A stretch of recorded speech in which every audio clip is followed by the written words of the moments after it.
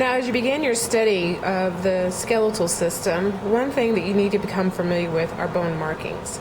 Now, bone markings, which they have listed for you on page 116 in your laboratory manual, are going to be very helpful later on when we start looking at the actual bones themselves. All the bones in your body have markings, and so these markings are actually indications of stress that is put on the bone where the muscles attach to the bone. So every time that your muscles contract, they kind of pull on the bone, and the bones have the ability to remodel. Remodeling is where we'll lay down more bone tissue and build up the bone in that particular area to withstand the stress that is being put on the bone. So please become familiar with the markings of the bones as far as the names are concerned. So like there's names like tuberosity. Tuberosity is a large rounded projection. If you have a line, that means there's a little ridge that's on the bone.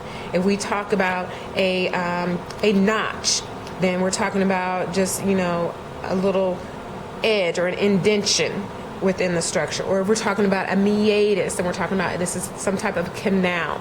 So I would like for you to become familiar with the markings so that when I come back next week and we start looking at the structures of the bone and we start identifying these different markings, the names will be familiar to you and you'll be able to understand what I'm referring to when I say a tuberosity versus an epicondyle.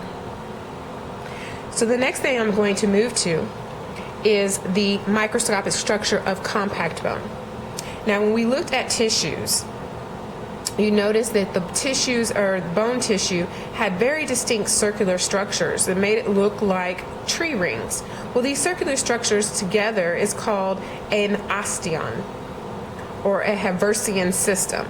They mean the same thing. So this large rounded structure here is an osteon or a Haversian system. So when we go to the model, you can see here, this is one osteon here. Here's another one. We have another one here. Okay? And so what they've done is they've taken the osteon and they've cut it open so that you can see the individual rings that make up one osteon. Now, each one of these rings is called a concentric lamulae. Concentric lamulae. And so concentric means that it's moving in a circle.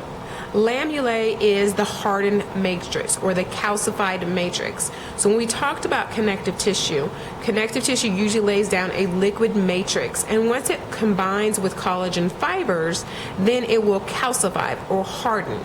So initially, this tissue here, we were laying down matrix, which is laid down by osteoblast. The osteoblasts lay down a liquid matrix, which then combines with the collagen fibers. And once it combines with the collagen fibers, it hardens into what we refer to as lamulae. Now, these are concentric lamulae because they're moving in circles to create the osteon. This lamulae, which is on the outer edges of our compact bone, are called circumferential lamulae. And so they're just running in a circle around the outside of the bone. They're not creating the actual osteons. Now, with each of these lamulae, if you see here, there are spaces. So you have one concentric lamulae, then there's a little space. You have the second one, there's a space, a third one, so on and so forth. So between each of your concentric lamulae are a space. And in that space, we're going to have our mature bone cells. And so these little black dots that you see here represents the osteocytes. And so if we look at this one here, let me zoom in a little bit. You can see you have your concentric lamulae, you have a space, and then here is your osteocyte. And so that space that the osteocyte sits in is called the lacuna. So you have your concentric lamulae, you have the space, which is called the lacuna. Then you have your osteocyte that sits inside of that space. So here they show you just the individual space. So that's the lacuna there. Here they show you with the osteocyte sitting in the lacuna. So in between each of our concentric lamulae, we have osteocytes sitting in the lacuna. In the very center of our osteon, this is called the central canal. So this is where we'll have blood vessels running in and out of our bone. Okay, which is going to provide nourishment for our osteocytes. Now, osteocytes have the ability to communicate.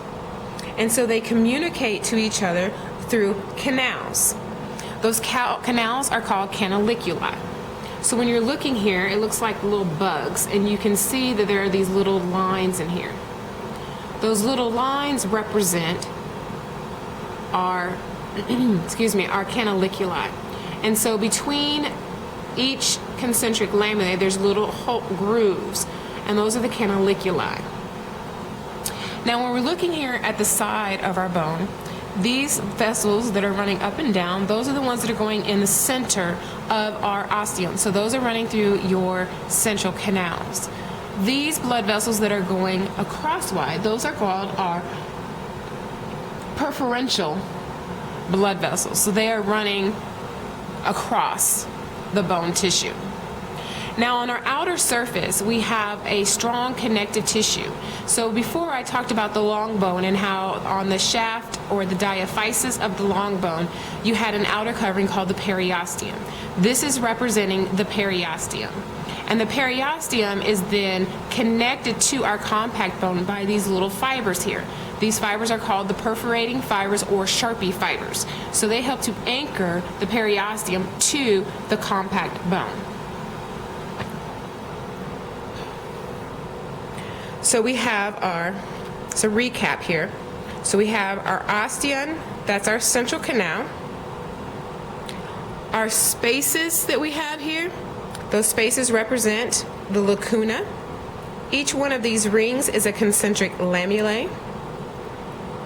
And our little dark dots there are our osteocytes, and the little grooves in between the osteocytes representing the canals are the canaliculi. This is our circumferential lamellae. It goes around the circumference of our bone. We have the periosteum, and then here are our perforating fibers or our Sharpie fibers that holds the periosteum intact. At the end of this model, it shows spongy bone. And so spongy bone is made up still of lamellae, but the lamellae create these little kind of canals here, which are called trabeculae. And so it is aerated, so you see that it has the holes in it, and it looks just like a sponge, a kitchen sponge. And so if this was a living bone, of course, this would be filled with red bone marrow. Wherever we have spongy bone, we're going to have red bone marrow. So when you're looking at this model, I suggest that you refer to page 117 in your lab manual, which shows you your spongy bone. It shows you the structures of the osteon, the concentric lamellae, the osteocytes, as well as the canal and the periosteum connected by the perforating fibers. Okay, so be sure you refer to this model or this picture here in your book as you're referring to your model.